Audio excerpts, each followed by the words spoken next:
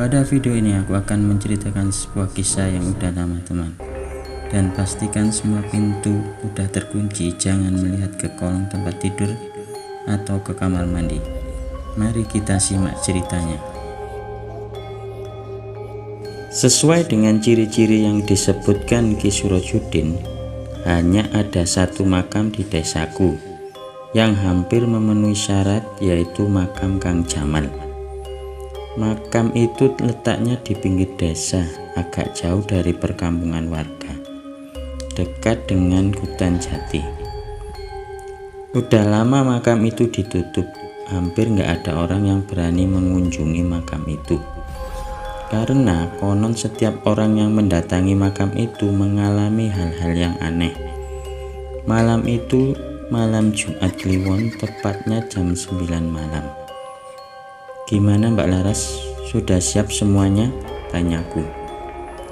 "Ya, aku rasa semua persyaratan yang disebutkan Ki Suro udah aku siapkan. Tapi aku sangat takut Mas," jawab Mbak Laras. "Jangan takut Mbak Laras, serahkan semua pada Allah Subhanahu wa Ta'ala," jawabku. Memang terlihat sekali ketakutan di wajah cantik Mbak Laras. "Ayo kita berangkat Mbak Laras, bismillahirrahmanirrahim." Kemudian kita berdua berboncengan naik motor. Kedua tangan Mbak Laras mendekap erat tubuhku. Apa ini rasanya bila dipeluk cewek cantik ya, terasa hangat dan nikmat. Andai aku punya istri secantik Mbak Laras, pasti aku akan bahagia. "Mas Anjar, gak apa-apa kan aku pegangan Mas?" "Oh, gak apa-apa," jawabku. "Nanti ada yang marah." "Siapa yang marah? Wong aku belum punya pacar, apalagi istri," jawabku. Sepanjang jalan kami mengobrol hingga gak terasa pukul 11 malam. Sampai di komplek pemakaman Kang Jamal, kami berhenti dan turun. Pemakaman ini tidak terlalu luas, kira-kira luasnya 2 kali luas lapangan bola. Di dalamnya nampak makam-makam tua yang kotor, banyak pohon-pohon kamboja dan pohon beringin yang cukup besar. Suasana sangat gelap dan seram, terdengar suara-suara binatang malam. "Aku merinding Mas, bulu kuduku berdiri," kata Mbak Laras sambil merapatkan tubuhnya ke samping kanan tanganku. Lalu kubuka pintu gerbang makam yang terbuat dari kayu yang udah lapuk. Kreak, kami berdua berjalan lewat di sela-sela makam. Sambil melihat ke seliling makam, kata tetanggaku, makam Kang Jamal tepat berada di tengah komplek makam, dan di sampingnya ada pohon beringin yang paling besar. Di pemakaman itu, setelah beberapa saat akhirnya kami sampai ke makam Kang Jamal. Makam tua itu hampir seluruhnya tertutup daun kering yang berserakan. Hanya ada satu batu besar, mungkin buat penanda. Suasana semakin malam, kulihat jam di tanganku hampir mendekati jam 12. Ku ambil persyaratan yang kubawa di dekat makam Kang Jamal. "Mbak Laras, tugas Mbak Laras membakar sate gagak ini. Dan jangan lupa, apabila sate gagak ini telah hilang, Mbak Laras harus segera membisikkan mantra yang diberikan Ki Suro ke telingaku.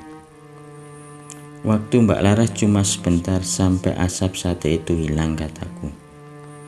"Sementara itu aku akan buka bulungi ati ngrogosumo." Sesaat kemudian Mbak Laras memegang sate gagak tadi. Asap mulai mengepul memenuhi di sekitar makam Kang Jamal. Tiba-tiba angin mulai bertiup dengan kencang. Saking kencangnya daun-daun kering pohon beringin tua itu berterbangan. Tanpa banyak kata lagi, aku duduk bersila dan mulai merapal mantra dari Ki Suro. Sambil menempelkan 2 lembar daun luntas di kedua mataku, lalu kuikat dengan kain mori. Angin semakin kencang, saking kencangnya sampai mau merobohkan tubuhku.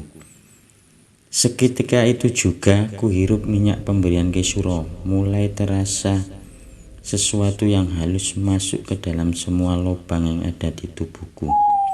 Detak jantungku dan denyut nadiku menjadi kencang. Mungkin kalau ditensi hampir 300. Dut dut dut dut, semakin lama semakin cepat dan biar. Terbukalah pintu alam gaib. Semua di sekelilingku seperti pucat dan nanar. Ternyata di pemakaman ini banyak makhluk gaib yang menyerupai seperti kerajaan. Tepat di depanku ada makhluk ular berkepala manusia, dan dia dikelilingi makhluk-makhluk aneh di sampingnya.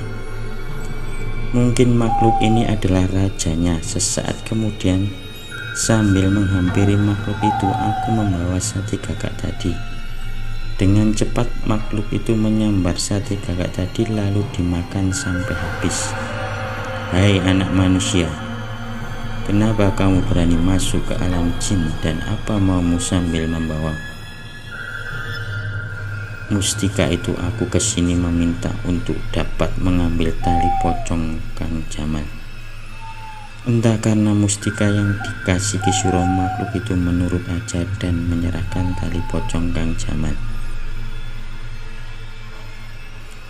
Mas eling mas, kalian sang yang tunggal turul papat limo pancer. Suara lembut Mbak Laras menyadarkanku dari portal gaib. Seketika aku kembali ke alam nyata. Ku buka kedua mataku dan kulihat tali pocong Kang Jamal udah ada di tanganku. Mas Anjar, gak apa-apa, aku tadi sangat takut mas. Tubuh Mas Anjar bergetar hebat seperti orang yang menggigil. Gak apa-apa, nanti aja aku ceritakan. Akhirnya kami berdua pergi dari tempat itu.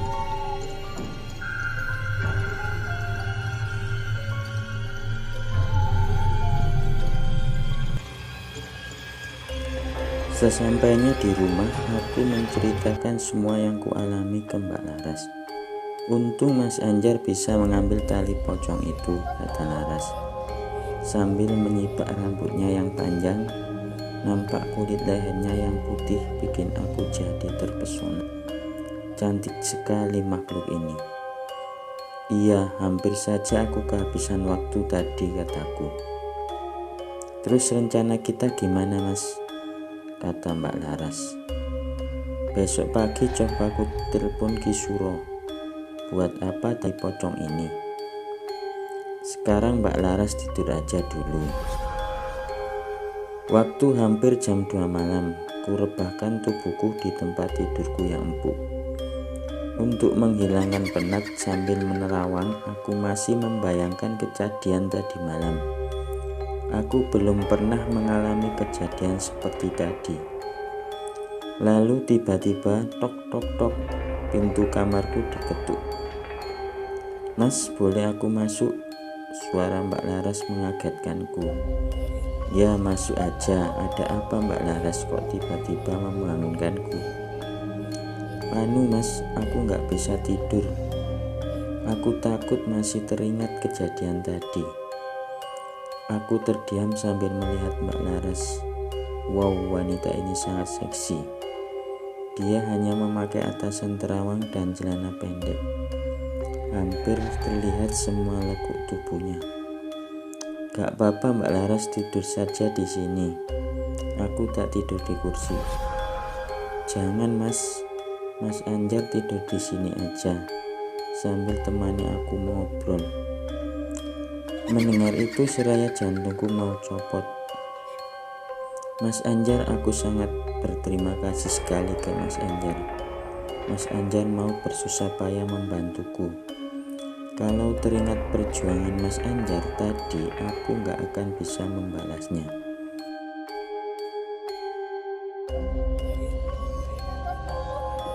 Tak terasa air menetes di pipi Mbak Laras yang putih. Dia rupanya terharu lalu menghampiriku dan memelukku. Hangat tubuhnya dan tonjolan itu membuat gairah tubuhku naik hampir 100 derajat.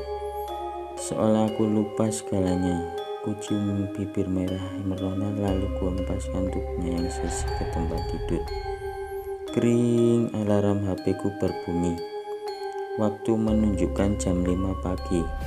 Rupanya aku tadi bermimpi, sialan cuma mimpi.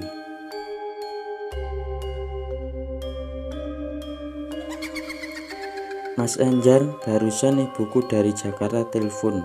Katanya Mas Erik di sana sudah nggak mengenali keluarganya dan mengamuk sejadi-jadinya. Sampai sama keluargaku diikat di kamarnya. Gimana Mas? Kalau gitu, sebaiknya kita segera berangkat ke Jakarta. Kalau bisa hari ini. Kemasi barang-barangmu dan syarat-syarat tadi jangan lupa dibawa, kita ke sana naik kereta api saja. Setelah itu kita sampai di stasiun kota dan naik kereta ekspres jurusan Jakarta. Jarak dari stasiun di kotaku ke Jakarta kalau pakai kereta ekspres mungkin hampir 13 jam waktu yang dibutuhkan. Di kereta Mbak Laras kulihat tidak henti-hentinya dia berdoa. Wanita ini sungguh sempurna. Selain cantik, dia juga sangat sayang pada suaminya.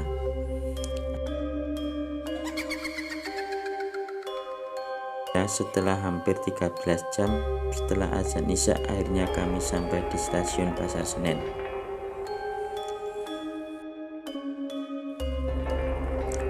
Rumah Mbak Laras gak jauh dari stasiun Pasar Senen, yaitu di daerah Menteng.